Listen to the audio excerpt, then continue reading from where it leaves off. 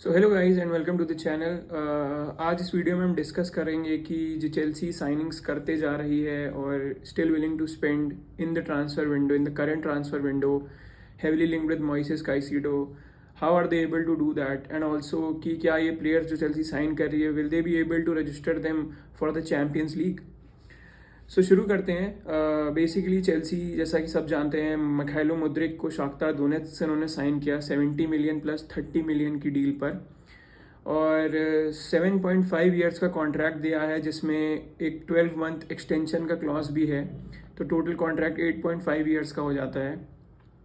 और अगर देखा जाए तो चेल्सी ने ऐसे ही कॉन्ट्रैक्ट्स दिए हैं बादिया शीले को, फफाना को, दोनों फफाना को, and also to other players as well like Cucurella. तो इसी का यूज़ करते हुए चेल्सी एक्चुअली एफएफपी के रेगुलेशंस के अंडर अपनी सारी साइनिंग्स कर ले रही है, एंड अभी भी करने जा रही है आगे, because they are still in the market. They are linked with one player called Noni Madueke from PSV Eindhoven, जो कि एक विंगर हैं। देन मॉइसेस काइसीडो से भी लिंक्ड हैं फ्रॉम ब्राइटन, और भी वो मार्केट में तलाश रहे हैं मिडफील्डर्स और राइट बैक। तो कैसे कर पा रही है ये? बिकॉज चेल्सी की जो लॉन्ग टर्म कॉन्ट्रैक्ट स्ट्रैटेजी है वो इसमें उनका साथ दे रही है। तो लॉन्ग टर्म कॉन्ट्रैक्ट स्ट्रैटेजी के वजह से वो एक प्लेयर अमोर्टाइजेशन कर पा रहे हैं, जो कि क्या होता है कि जो आपके प्लेयर की टोटल कॉस्ट होती है ट्रांसफ़र की, उसको डिवाइड कर देते हैं सीज़न के ड्यूरेशन से। तो जो पर ईयर निकल के आता है खाली वही अकाउंटिंग में दिखाया जाता है। तो जैसे मिखाइलो मुद्रिक को 70 मिलियन में खरीदा गया है, 7 साल का उनका कॉन्ट्रैक्ट मान लेते हैं, तो 10 मिलियन तो उनकी ट्रांसफ़र फी हो गई, प्लस 5 मिलियन अगर उनकी वेजेस होती है ईयरली, जो कि अराउंड 97,000 उनकी पर वीक की वेजेस हैं। तो 15 मिलियन ही मिखाइलो मुद्रिक चेल्सी को कॉस्ट कर रहे हैं पर ईयर, तो वो वही अकाउंटिंग में दिखा रहे हैं। तो इसी वजह से वो अभी भी एफएफपी के रेगुलेशंस के अंडर हैं, और एफएफपी की रेगुलेशंस जो चेंज होने वाली है वो भी एकदम से चेंज नहीं होंगी, वो भी 3 साल के अंदर चेंज होंगी। जैसे फर्स्ट ईयर एक टीम सिर्फ 90% of their total revenue spend कर सकेगी for transfers and wages. Then next year 80% हो जाएगा, उसके बाद 70% हो जाएगा, और वो फिर 70% पे ही रहेगा। तो अभी चेल्सी यही सबको ध्यान में रखते हुए साइनिंग्स कर रही है, and still they are willing to spend more just because of that. तो प्लेयर अमोर्टाइजेशन का काफ़ी अच्छे तरीके से फ़ायदा उठा रही है चेल्सी। और वहीं बात करें लॉन्ग टर्म कॉन्ट्रैक्ट के एडवांटेज की, लॉन्ग टर्म कॉन्ट्रैक्ट के एडवांटेज से चेल्सी प्लेयर्स पर लेवरेज रख रही है एक, बिकॉज अगर कोई प्लेयर 4 साल बाद सोचता है कि नहीं, अब मेरे को चेल्सी में नहीं खेलना है, मेरे पास रियल मैड्रिड का ऑफर आ रहा है या बार्सिलोना का ऑफर आ रहा है और मैं वहाँ जाना चाहता हूँ, तो he can not leave for free, जैसा कि हुआ हमारे साथ। क्योंकि एंटोनियो रूडिगर भी 5-6 साल के कॉन्ट्रैक्ट पे थे, क्रिश्चियनसन भी वैसे ही कॉन्ट्रैक्ट पे थे। तो इस चक्कर में they were able to run their contract down and leave for free. तो ऐसा नहीं हो पाएगा अब। अगर मिखाइलो मुद्रिक मान लीजिए 5 साल बाद चाहते हैं कि हाँ, मैं अब रियल मैड्रिड के लिए खेलना चाहता हूँ और रियल मैड्रिड मेरे में इंटरेस्टेड है, तो अपना कॉन्ट्रैक्ट नहीं पूरा कर पाएंगे, और ये नहीं कर पाएंगे कि वो फ्री में चले जाएं। उनके लिए रियल मैड्रिड को पैसे देने पड़ेंगे। तो ऐसे एक लेवरेज रखा है चेल्सी ने कि आगे चल के वो प्लेयर से पैसा कमा सके वापस। और एक और फ़ायदा ये है कि जो कॉन्ट्रैक्ट डिस्कशंस होते हैं, जनरली हम सुनते रहते हैं कि अभी जिस नए प्लेयर ने साइन किया था 2-3 साल पहले, वो फिर से एक नए कॉन्ट्रैक्ट डिस्कशन में चला गया है for the extension of his contract. तो वो भी चेल्सी डिले कर सकती है, बिकॉज 7-8 साल का कॉन्ट्रैक्ट जब आपने दिया है तो आप 5 साल से पहले कॉन्ट्रैक्ट डिस्कशन में नहीं ही जाएंगे, क्योंकि तो वहाँ पर भी आपका टाइम बचेगा, वहाँ पर भी आपका पैसा बचेगा। तो ये सब एडवांटेजेस हैं इन चीज़ों के, बट एक बहुत बड़ा डिसएडवांटेज ये है कि अगर वो प्लेयर नहीं चलता है, द लाइक्स ऑफ लुकाकू, तो अगर जैसे लुकाकू नहीं चले, अब उन्हें इंटर लोन पे दिया गया और वो इंटर में भी बेंच पे ही बैठे हैं, क्या पता वो वापस आ जाए अगले सीज़न। तो अगर ऐसा ही किसी और प्लेयर के साथ भी होता है जो कि एक बहुत बड़े कॉन्ट्रैक्ट में है, तो उसके चलते क्या होगा कि ना तो उनको कोई क्लब इंटरेस्टेड होगा उस प्लेयर को खरीदने में, और हम उसकी वेजेस देते रहेंगे उस पूरे ड्यूरेशन तक की, जब तक उसका कॉन्ट्रैक्ट नहीं एक्सपायर हो जाता। तो ये एक बहुत बड़ा रिस्क है, बट हाँ, अगर सब कुछ अकॉर्डिंग टू द प्लान गया तो फिर फ़ायदे भी इसके बहुत सारे हैं। तो अब वहीं अपना डिस्कशन मूव ऑन करते हैं चैम्पियंस लीग के ऊपर।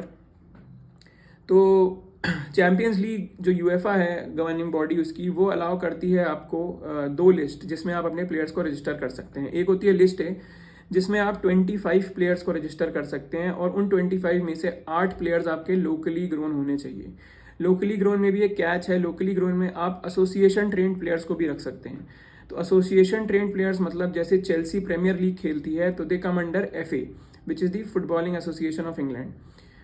तो उस एसोसिएशन के अंदर जो और क्लब्स आते हैं, suppose Manchester city, Liverpool, Arsenal, Tottenham या और भी जो छोटे बड़े क्लब्स आते हैं, आप उन क्लब्स में भी अगर कोई प्लेयर ट्रेन किया है from his 15th birthday till his 21st birthday for 3 years, तो आप उसको भी as a locally grown player दिखा सकते हैं, बट वो एसोसिएशन ट्रेंड प्लेयर होगा और एसोसिएशन ट्रेंड प्लेयर आप मैक्सिमम 4 रख सकते हैं। तो जो 8 आप लोकली ट्रेंड प्लेयर्स रख रहे हैं उसमें आपके 4 ही मैक्सिमम एसोसिएशन ट्रेंड प्लेयर्स होने चाहिए। 4 प्लेयर्स आप अपने अपने क्लब के ट्रेंड प्लेयर्स दिखाने पड़ेंगे, और अगर आप ये करने में सक्षम नहीं रहते हैं तो देन आपका जो टोटल 25 प्लेयर्स का कैप है लिस्ट ए का, वो घट जाएगा उतने ही प्लेयर्स के अकॉर्डिंग। सपोज आप लोकली ग्रोन प्लेयर्स में 6 ही प्लेयर दिखा पा रहे हैं, 3 आपके एसोसिएशन हैं और आपके 5 जो हैं वो आपके क्लब ट्रेंड हैं, तो आप 2 प्लेयर्स अभी भी नहीं दिखा पा रहे हैं लोकली ट्रेंड, तो मतलब आपके टोटल प्लेयर जो आप रजिस्टर कर सकते हैं वो होंगे 23।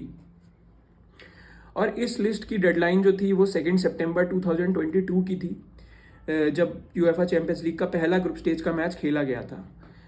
लेकिन इसमें एक कैच ये आता है कि यूएफए अलाउ करता है 3 और नए प्लेयर्स को रजिस्टर करने का after the winter transfer window. तो Chelsea can register 3 new players by 2 February 2023, but उसमें भी उन्हें 25 प्लेयर्स का कैप नहीं ब्रीच करना है। तो अगर वो 25 प्लेयर्स का कैप ब्रीच कर रहे हैं तो they have to let go of some players. Let go means उन्हें उन प्लेयर्स को उस लिस्ट से हटाना पड़ेगा। तो मान लीजिए अगर चेल्सी ने अरमांडो ब्रोया जो एक लोकली ग्रोन प्लेयर हैं, अगर उनको उन्होंने उस लिस्ट में रखा था, ठीक है, तो उनको हटा के उन्हें ये कर सकते हैं, वो किसी और को ऐड नहीं कर सकते बिकॉज उन्होंने लोकली ट्रेन प्लेयर कोई नहीं लिया है। क्योंकि अरमांडो ब्रोया भले ही अल्बेनियन है बट वो चेल्सी की अकेडमी प्रोडक्ट के हैं, तो इसलिए चेल्सी को वो 25 प्लेयर्स का कैप ध्यान में रखना पड़ेगा। तो ये प्रॉब्लम सिर्फ जो फीलिक्स के लिए आ सकती है बिकॉज जो फीलिक्स लिस्ट बी में रजिस्टर नहीं हो सकती हैं, और लिस्ट बी की हम अभी बात करेंगे। तो चेल्सी क्या कर सकती है कि मे बी वो क्रिश्चियन पुलिसिच को लिस्ट से हटा सकती है for the time being, because Christian Pulisic is injured, he is out for like 2 और 3 months, और आई थिंक तब तक चेल्सी का कैंपेन खत्म ही हो जाएगा बिकॉज अभी ऐसी टीम है नहीं कि we can challenge for the Champions League title. तो ये रही बात लिस्ट ए की। 2 फरवरी डेडलाइन है, 3 नए प्लेयर्स ऐड कर सकते हैं बट 25 प्लेयर्स का कैप मेंटेन रखना है। लोकल ट्रेंड प्लेयर्स का जो रूलिंग है उसको भी ध्यान में रखना है। अब आते हैं लिस्ट बी में। तो लिस्ट बी में आप अनलिमिटेड नंबर ऑफ प्लेयर्स को रजिस्टर कर सकते हैं, and unlimited number of players कब तक रजिस्टर कर सकते हैं, उसकी डेडलाइन होती है मैच से पहले की। मैच से 24 घंटे पहले आपको लिस्ट भी अपनी सबमिट करनी होती है, जिसमें आप वो प्लेयर्स रख सकते हैं। अभी इस सीजन के लिए वो प्लेयर्स ही हो सकते हैं लिस्ट बी में जो 1 जनवरी 2001 के बाद पैदा हुए हैं। तो उसमें मिखाइलो मुद्रिक भी आ जाते हैं बिकॉज वो 5 जनवरी 2001 को पैदा हुए थे, तो जस्ट वो उस क्राइटेरिया को सेटिस्फाई कर रहे हैं। साथ ही साथ बेनुआ बादिया शीले, डेविड दात्रो फोफाना, आंद्रे सैंटोस, ये सारे प्लेयर्स उस लिस्ट का हिस्सा बन सकते हैं बिकॉज ऑब्वियसली उनकी एजेस मिखाइलो मुद्रिक से कम है। तो लिस्ट बी में चेल्सी उन प्लेयर्स को रजिस्टर कर सकती है and then they can participate for Chelsea in the UEFA Champions League. और क्योंकि शाख्तार के लिए मिखाइलो मुद्रिक खेले थे, तो जो उनको रजिस्टर करने की बात है कि वो दूसरे क्लब के लिए खेले हैं, इवन जो फीलिक्स खेले हुए हैं यूएफए चैंपियंस लीग में, तो वहाँ से कोई भी दिक्कत नहीं है। ये रूल ये कहता है कि अगर वो किसी और क्लब के लिए ग्रुप स्टेजेस के मैचेस खेले हैं बट विंटर ट्रांसफर विंडो में वो किसी और क्लब में जा चुके हैं और वो क्लब चैंपियंस लीग खेल रहा है, तो they can play for that particular club. तो यहीं चेल्सी अपनी जितनी भी साइनिंग्स करी है उन्होंने, जो कि वो लिस्ट बी का क्राइटेरिया सेटिस्फाई करती है, जैसे कि मिखाइलो मुद्रिक, बादिया शीले, डेविड दात्रोफोवाना, सैंटोस, उनको लिस्ट बी में रजिस्टर कर सकती है। और चाहे तो इनमें से किसी 2-3 प्लेयर्स को लिस्ट ए में भी रजिस्टर कर सकती है, बट उसके लिए उन्हें कुछ प्लेयर्स को हटाना पड़ेगा बिकॉज करेंटली चेल्सी के रजिस्टर्ड स्क्वाड में 33 प्लेयर्स हैं, जिसमें काफ़ी सारे यंगस्टर्स भी हैं, जैसे कि बशीर हमफ्रीज हो गए, उमारी हचिनसन हो गए, जिनको अभी तक हाईएस्ट लेवल पर मौका इतना नहीं मिला है। तो देखा जाएगा 2 फरवरी की डेडलाइन के बाद ही पता लगेगा कि कौन कौन से प्लेयर लिस्ट ए में रजिस्टर हुए हैं और कौन कौन से प्लेयर लिस्ट बी में जाएंगे। तब तक के लिए हम वेट ही कर सकते हैं और देख सकते हैं कि और चेल्सी कौन से प्लेयर्स नए लेके आती है इस विंटर ट्रांसफर विंडो में। सो दैट्स इट गाइस, यही बताना था आप लोगों को कि कैसे चैंपियंस लीग के लिए एलिजिबल हैं ये सब players. So if you like this video, please do give it a like, share it with your family and friends, and yes, subscribe to the channel. Thank you so much.